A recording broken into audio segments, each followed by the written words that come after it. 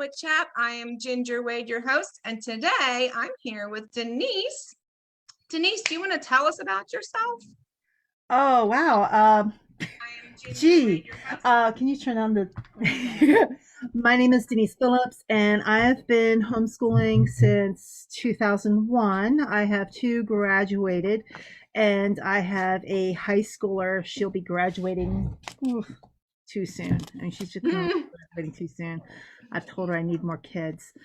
Um, and the thing, the interesting thing about that is my oldest is on the autism spectrum, and my second had undiagnosed learning disabilities. When we started homeschooling in 2001, she was in third grade but failing in reading. Um, we've since learned that she has, they call it lower intelligence, not quite intellectual disability, but just like right on the edge, and dyslexia. So that really impacted her learning, especially in reading. I was not somebody who wanted to homeschool. I liked my yellow bus. I liked the bus taking the heathen away.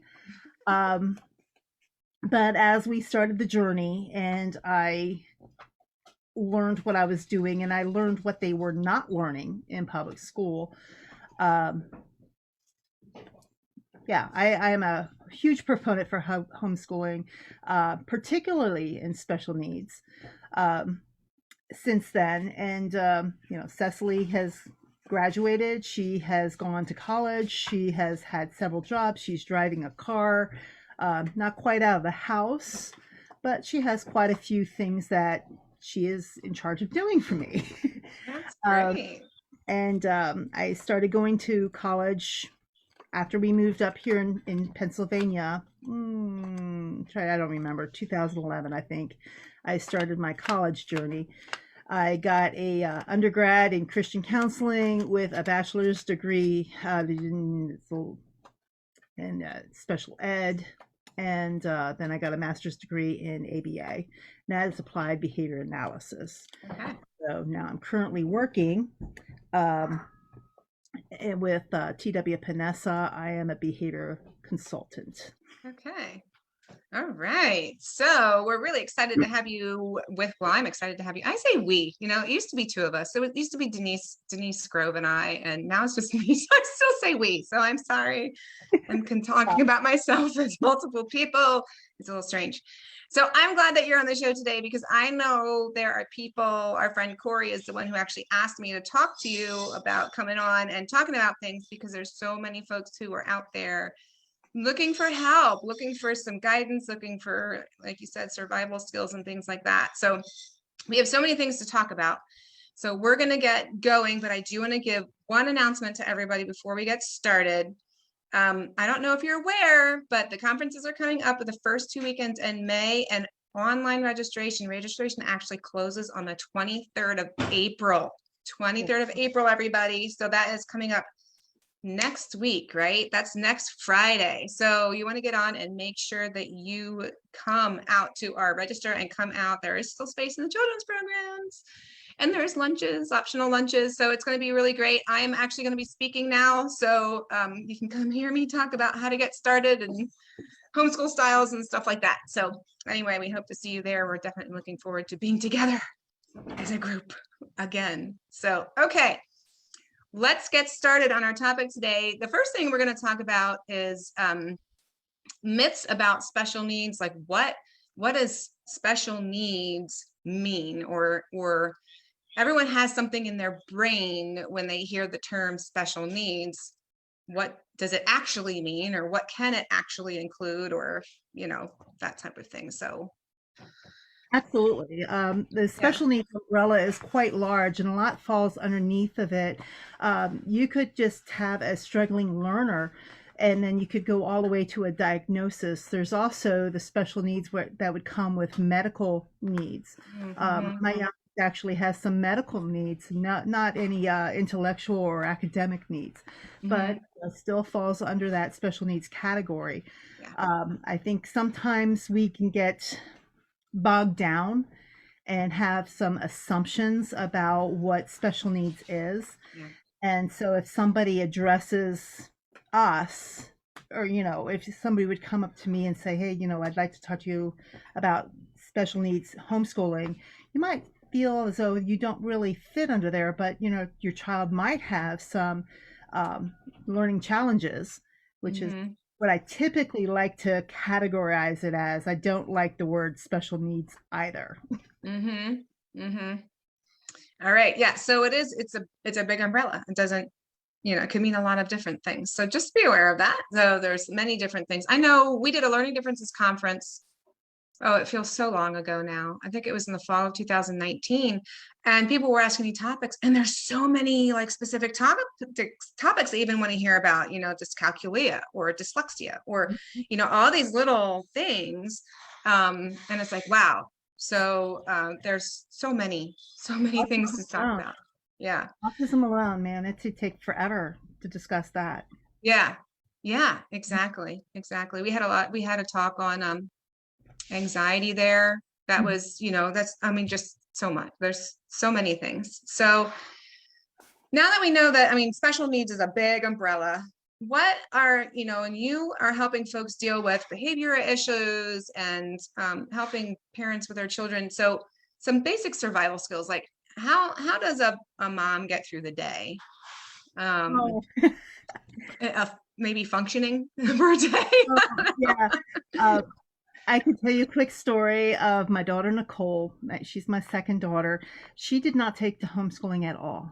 She was my social butterfly, and she missed all her friends in that way. So she hated homeschool. She did absolutely everything not to do school. She told me I was not her teacher. This was when she was in third grade. Mhm. So understand the dynamic there. I had to trick her into learning anything. So most of everything that I did with her were games. Everything became a game, and I found a wonderful um, resource that is still available on Amazon. It's called Get Your Child Off the Refrigerator and On to Learning. And it was a mom who started homeschooling her ADHD child. And it turned literally everything into a game. Behavioral issues.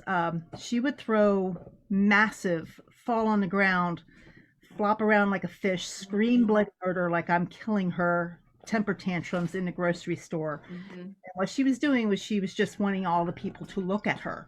Ah, So I had to learn not to react to the behavior. And what I did was I simply walked around her and walked away from her. And she would get up and she'd follow me around and flop on the ground again. And that was one of the things that I did for temper tantrums in public. Now it's a little harder now because of mhm, the dynamic of our society mhm. to just simply walk away. What I might do for someone with that kind of behavior now is they lose their freedom and they get in the cart, or we simply leave Yeah. the grocery store and all the items at the grocery store. Mhm. We're not doing anything, no, and lose any kind of items that they might want. No Yes. tablet, no iPhone, no Yeah. video game. You've lost it because of this behavior. Um, Another really great survival tip, we call it in my field, we call it the PREMAC principle. And what it really is grandma's rules. First, we're going to do this, then we're going to do this. First you're going to do 5 math questions, Mhm. then you're going to have a 3-minute break. I And see. that's a very good tool for especially that wiggly child, that child that has a really hard time to attend. I use it quite often in the public system when I'm working with my children with intellectual disabilities and stuff. ADHD, I see it. My daughter's holding up a question from Jessica Ray. And yes, ADHD is a special need. A lot of times we medicate children with ADHD. I wouldn't do that right away, especially if the child is young. You can usually address ADHD behaviorally.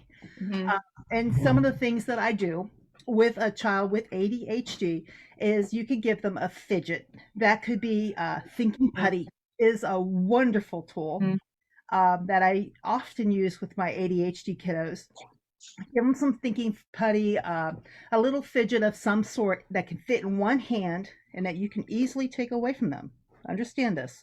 This is the aspect of reinforcement. Mm-hmm. If a child has earned, and I do stress the word earned, the reinforcement, they get to have it, but for a short period of time. And I love my handy dandy timers. I will time that kid for everything. You have 5 minutes to get your clothes on this morning. You have 3 minutes to get to the table. You can time how long their food is. If there's somebody that likes to lollygag around breakfast time, Mm-hmm. you can time breakfast. They can clean off that table for you too. Even a 3-year-old can do this. Mm-hmm. Even a child with intellectual disability can take a plate over to the table. Mm-hmm. I think the only child that I would not trust with taking a plate away from the table would be somebody with mobility issues. So those are all things that we can do for survival. Mm-hmm. And then you have the reinforcement. Oh, you've done this? Oh, thank you so much. Here you go. Mm-hmm. Here's your fidget. You Mm-hmm. have 3 minutes with that fidget. Mm-hmm. Standing, they don't have to sit to do their schoolwork at the table. You can Mm-hmm. take your way. Mm-hmm. And they can stand any kind of way they want. They can sit on a ball at the table just so they can get that vestibular Movement. Yeah. Yeah. So those are things. Grace, did you have any other questions? Yep. Boom. So what I'm hearing is, I mean, structure, really, kids need the structure, and some kids need a tighter structure, right? You have this much time to do this, and I expect it to be this, and communicating really clearly what your expectation is really important too, Oh, yes. right? Yeah. Yeah. My middle daughter absolutely had to have a schedule. She had to have times on there. My youngest daughter, she just wants to know what's expected. She don't, I just give her what I have for her that day, and she's gone. Now, she is 15. Yeah. Yeah. Just know that. I mean, and that changes. I mean, that's for the littlest ones. You just, okay, do this and do this now and do this now. And then as they grow older, they hopefully generally get the idea of managing their own time and can do that. So I mean, I've done that with my kids too. If she's sitting on the bench and just cannot focus on okay, do some jumping jacks, walk around the room, whatever. Let's move a little bit. But yeah. And I think my biggest message here is it's not all that different from your typical neurotypical kids. Yeah. It might be just that you are more structured. You have more time frames that you have to do things, and you might have more breaks in the middle of all of that. And when my girls were younger, my older girls, we were done by noon because they just could not go past lunch period. Sure. Yeah. I mean, when they're little, I mean, you should be able to, like children without struggles can be done before noon too, because that's just, you don't have to do a ton. I think it's a thing homeschoolers have a hard time realizing is you don't have to do all day work, like unless you're older, or where you're shooting for college or whatever, it's, younger kids do not need to be doing school all day long. I see that a lot with the younger homeschoolers, and these mommies are just stressing and burning themselves out. I'm like, Mom, just, you know what? You'll get that when they turn into teenagers, and then that's a whole new world. Yeah. Yeah. Wow. And it's good to hear though, too, that you can have expectations for your kids too. Like you said, clear the table, that you can help. I mean, take it from the table to even if it's not loading the dishwasher, you set it in the sink, so kids should be given basic chores, instructions, whatever things, tasks to accomplish. Well, and particularly if you are dealing with a child with intellectual disabilities or other kind of special needs, you really want to instill those life skills because they have to be a little bit more intentional. They just don't pick those up quite as organically as neurotypical children. Well, I even find like in my own life, you think kids pick things up and they don't. They just need instruction. They just need instruction. And it could be multiple times. You're like, well, I taught you how to do that before. And it's like, well, I don't know. So kids can be expected to do things. It's just, again, communicating clearly and making sure they understand um, is good. Okay, so that is very, very helpful. Is there any, I had a note here about jargon. Was there any like kind of terminology or anything that maybe Uh, folks needed to be aware of? well, they might want to be a little familiar, especially if they have to deal with professionals. When you're dealing with your curriculum, there is a terminology that we can use in the public square that's called differentiating your curriculum. That is simply, um, I'm trying to, it's simply taking the curriculum that you've bought and adjusting it to the child's needs. So if you Gotcha. have a math sheet, now the math sheet might not be above that child's abilities, but it might be overwhelming for them to see a page of Oh, 50 yeah, questions, sure. and they might only have the stamina to do half. Mm-hmm. What you can do in differentiating the curriculum is either you can take your, say, your math sheet, and you can either fold it in half and say, okay, I just want you to do the top half Sure. today, Mm-hmm. and we'll do the bottom half tomorrow. That is differentiating. Or you could just cross out the whole that whole half, Mm-hmm. and just do the top half, and that's it. Mm-hmm. Mm-hmm. That is differentiating the curriculum. Scaffolding, building in like extra supports around that. So if you have a math problem, we'll just say, let me get that in Yeah, there. I gotcha. 4 plus 2. Two. Then make like a touch math. So see if I can make it visible. You see how there's dots in Oh, there? mm-hmm. Mm-hmm. And then the child, all they have to do is count up, and then they can get the answer. That's scaffolding. Gotcha. Okay, does that make sense? Yeah, it totally does make sense. That's cool. I like that. Yeah. Yeah, yeah, and you can use counters for your scaffolding. You can use other tools. You can go as special, for lack of a better word, or as normal as you can in those areas. It depends on your child's ability. Mm-hmm. You don't necessarily have to spend a ton of money on special curriculum. You can go with what you've been using for like your typical children, uh, Mm-hmm. but there's lots of different tools that you can use along the way to help you survive with the curriculum that you got. Yeah. Yeah. Oh, that's great. That's great. I would imagine that that is relieving for some of you out there. There's a lot of stuff out there, and it's buku dollars. I'm like, why are people Yes. buying this? Yes. Yeah. Wow. Well, that's good. Those are good things to know. Okay, so the next thing I have on my list is what and how to teach skills. So like what skills are good for kids to learn and how do you teach them that they, get it or that, that it goes well? Well, let's see about that. We can break this down by ability. Moms, you know your children best. So you can look at your child. Is your child able to dress themselves? Now, I have several clients. They have the physical ability to dress themselves. They simply refuse.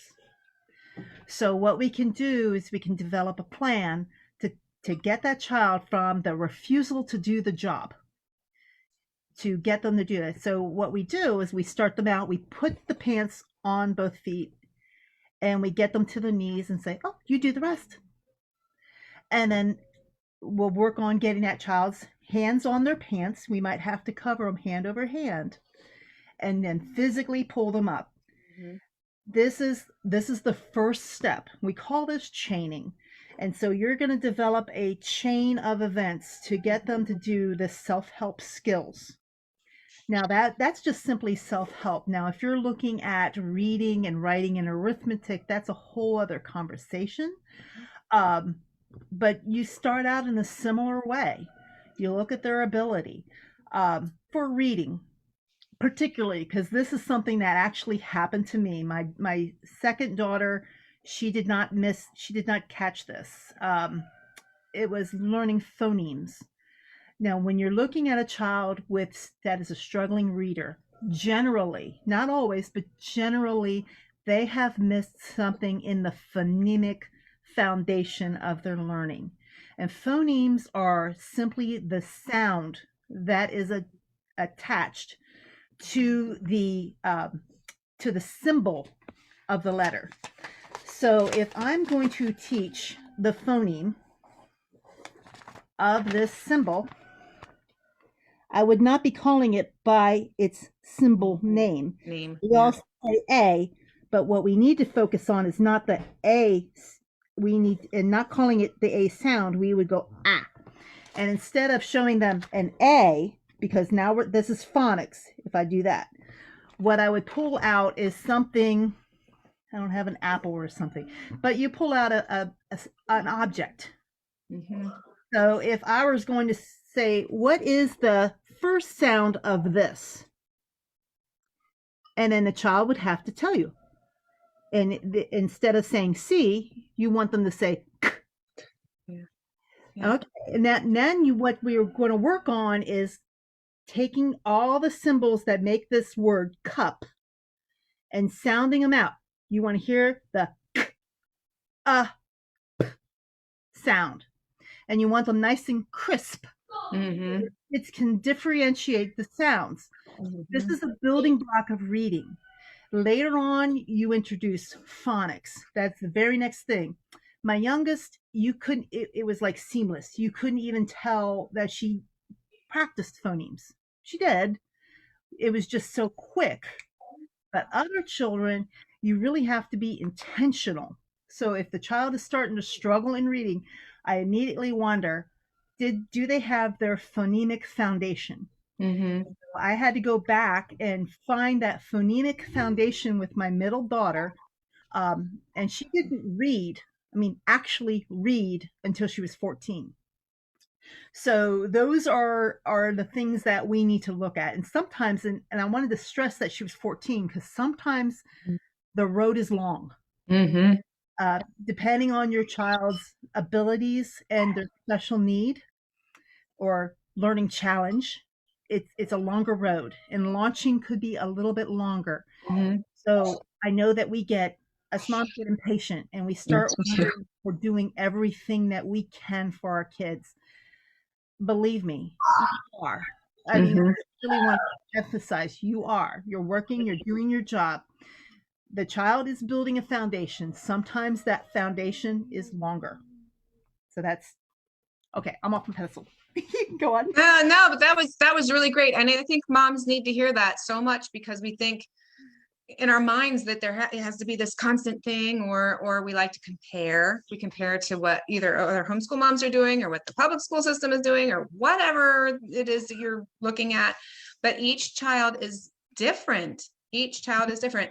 And even the beginning of reading for a lot of kids, it could be 4, it could be 9 or 10, but sometimes, and you have to remember that if you have a child with learning challenges, I mean, that could possibly be stretched further than that. Like, so we just need to be patient. It's so hard. That long view, like the long, way at the end of the tunnel, you're working through it, but it's long, and just keep on going.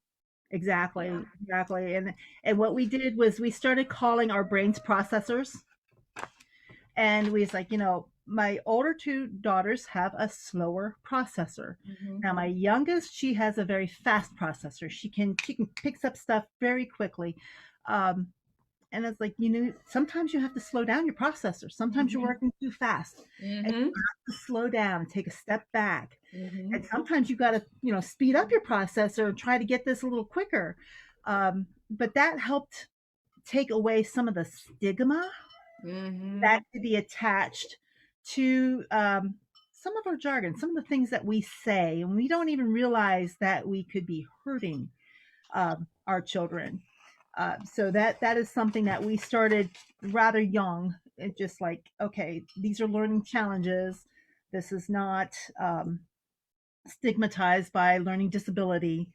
This is something that it's just a challenge, and we all have challenges, whether we see them or not. Yeah. And like you said, that's good to remember too. Everybody has a challenge. Everyone's challenge is different. So it's not like, if I don't struggle with what you're struggling with, it doesn't mean I don't have a challenge. Doesn't mean that I don't struggle with something. It just looks different. Hmm. So, and I think in a weird way, that's encouraging. It's encouraging to know, you're not alone, or you're not the only one, or, everyone has Right. some kind of challenge there. Is there any other skill, like we talked about reading skill, we talked about, dressing and starting the chain, creating the chain. Is there anything else there with like basic skills that you think might be helpful? Or One of the biggest things that we have run into with our children with different abilities um, is self advocacy skills. So there are certain children in the population that would be more prone to abuse and more prone to fraud than others.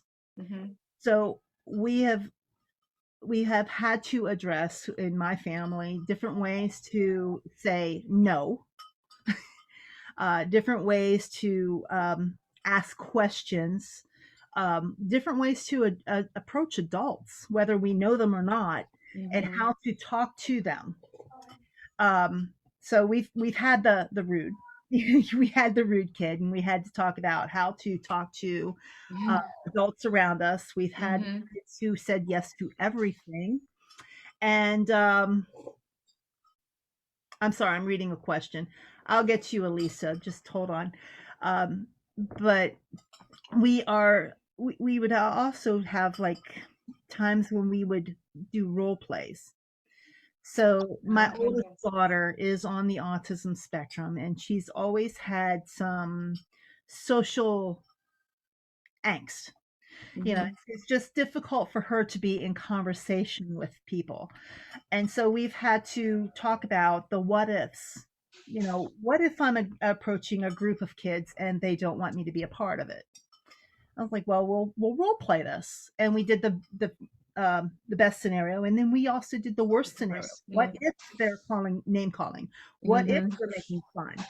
How do we address that?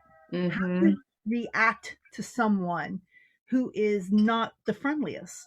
Mhm. Some of our kids really struggle with that, and I've seen some pretty negative things in the public school. Mhm. Mhm. So teaching them how to role play and how to approach people and self advocate. If you're coming to an in a say in church in youth, and some of the kids are making fun of you, maybe you need to go to the youth leader and say, this person just called me this. Mhm. Um, and start sticking up for yourself, because Mhm. particularly kids on the autism spectrum are they're more likely to be bullied than others. Yeah. I have a question here. My daughter has Yeah, Facebook. that's handy. That we can is SPD considered special needs? I'm not exactly sure what SPD is short for. Um, so if Alicia, if you could write that out for me, I would think if it has an acronym, it generally is. Um, so I'm not familiar with all the diagnoses out there, and quite a few have changed. Um, Growing up, my brother was on the autism spectrum, and he was also considered mentally retarded trainable with autistic tendencies. Now, that is a very archaic diagnosis. Wow. Sensory processing disorder, yes, that is a diagnosis, that is a special needs.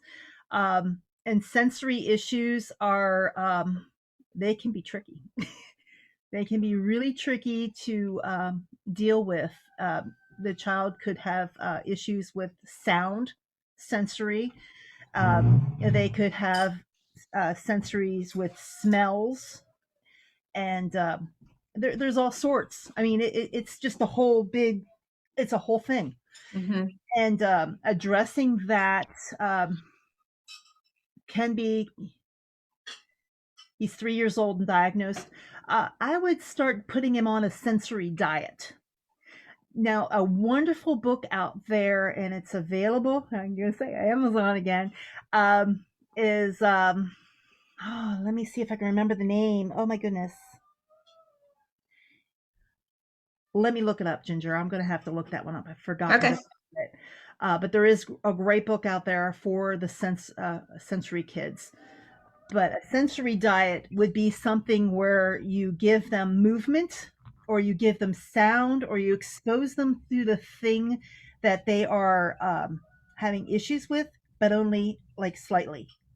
Like if they are frightened of a dog, you can show them a picture of a dog. And see what this does is it starts blunting that fear. Yeah. Hmm. And then you can get them to the point where they're looking at an actual dog. And then you approach it slowly. Yes. Yeah, the stink child. She's awesome. Yeah, child, yes. Um, but those are different ways that I would address the sensory kiddos is start putting them on a sensory diet. Hmm. Hmm. Okay. That's a great tool. See these things, and they're, like you were saying earlier, it's so similar to what we need to do with all children in Mhm. training, Oh, yeah. and how to interact with people, and what do you do if this bad situation happens, and what do you do if it. So yeah, it's very similar to how we should be training our children anyway. Oh, Yeah. absolutely. And that, I Yeah. think that's my biggest message is these kiddos are not different. I mean, it's Yeah. not that different. We sometimes feel left out because sometimes we are left out. Hmm. We can sometimes feel like we're just kind of like on the edge looking in. Hmm. Um, we can feel alone. I mean, absolutely alone because maybe during the day your kiddo's fine and at night your kiddo's screaming all night. Yeah. Uh, it could be all kinds of things that are affecting us, Hmm. especially in COVID land when almost everything is shut down. Yeah. You might have a sensory child who will not wear a mask, so you can't go out in public. Mhm. I mean, my brother is he's a person with intellectual disability, and he's at a group home, and he can't leave the group home. He won't wear a mask. Um, so he's been there since March, Yeah. and we can't bring him home. He can't come here, and it's just what are you doing? I mean, what can we do? These kids are missing out on so much, and it's Hmm. mental, and it's yeah, that's a whole other subject. I won't go there, but but I mean, here we are, and we can feel alone. So I guess my biggest Yeah. message right now is you're not. You're not. Hmm. There's a whole underswelling, and especially in COVID land, this dynamic, this homeschooling special needs, these kiddos, it's growing, and there's more of it. Yeah. Yeah. Yeah. Do you have a new question? Ah, Douglas Mastriato. Hey, I know that guy. Yeah. All right. Yes. Stay encouraged, he says, in these dark times. Thank you. Yes. Yes, for sure. Thank you. Thank you for that. Okay, so I guess we'll move on to number 4. Maybe this will be our last one for today. Does that sound good to you? We're at 35 minutes already. Wow. So I know. It goes so fast. Okay, so we'll More stuff. do. Ah, isn't that fantastic? Okay, I'm seeing comments. People are commenting now. Yay. You know, that's my So Facebook and my phone. so what's happening is when I'm zooming with like I'm zooming here with Denise, and then like we are live streaming from Zoom to Facebook, I can't see your comments, which is why during our evaluator shows I didn't respond to your comments right there in the thing. I can't see them. So Denise has a phone beside her there so she can see your comments, which is why I'm sitting here like, what? What's going on? So, okay. So our last question of today is to IEP or not to IEP. How to write one? Do I need one? What does it mean when I have one? Yeah, There we go. that's one that has been asked a lot. That and finding services was asked a lot, um, and that will be if you're pulling your child out of the public school and they are on an IEP. Do you need to continue with the IEP? What the IEP does is I'll read it later. What the IEP does is it protects you. It's a legal document, and it organizes the services that your child gets in the public school. So if your child gets speech therapy, Mhm. his information will be there on the IEP documenting how delivery is given and when delivery is given, and it keeps everybody on task. So if somebody is out of compliance, they are legally liable. So if you're pulling your child out of services from public school and you don't think you're going to need services, you can discontinue the IEP. That is your right as the parent. Mhm. That is something that I did. I did not continue the IEP. I tried to write my own IEP and it was just hogwash. It was just not even worth my time. I didn't utilize services. We did everything here at home organically. Um, what other people have found is their child is so impacted with their disability that they need to have the IEP. So if you have a child who they need to focus on life skills, that they might need to learn how to walk, Mhm. that they might need to learn how to feed themselves. Mhm. This is the time where you need to make sure that you have an IEP, one that has been approved by I think it's a psychologist. I'm not Um, solid on that, Ginger. I think it's yeah, special needs educator. If you have special objectives, I think it's a special needs educator. Yeah, I think I Not should sure. do that. Yeah. Yeah, I don't know that it's a psychologist. I'd have to check up on that. I should know that right off the top of my head, but I'm pretty sure it's a special needs educator should okay your objectives if you have an IEP. Yeah. Yeah. And those are the times where I think it's really important. If you're going to utilize services outside of the public school, and most public schools that I'm finding, I know that I live in Lower Dauphin School District, and if I wanted to utilize any of their um, services, that my children had to be enrolled in the school. Mm-hmm. Mm-hmm. It will depend on the school district, Mm-hmm. but if you utilize any of the school districts document any of their supports, you absolutely need Mm-hmm. to have an IEP. Mm-hmm. If you don't think you're going to use that, um, I would seriously consider not having it. If you're using private systems for your services, I think it would probably be a good rule of thumb to have one. That's, Okay. I guess, So, and I've also talked before, like if your child has an IEP and you decide that you don't like you have them at home, you have an IEP, you've used one in the past, you don't want to use that anymore, revoking an IEP or putting an end to it, it's as easy as writing a letter, mhm. and you put it in with your paperwork and say, we're not going to follow this IEP anymore. So it's not difficult to stop using one if you Right, decide. right. And I'll tell you what, us Pennsylvania homeschoolers, we're good at documenting everything anyway. So why have more extra paperwork for yourself? Um, that's just me.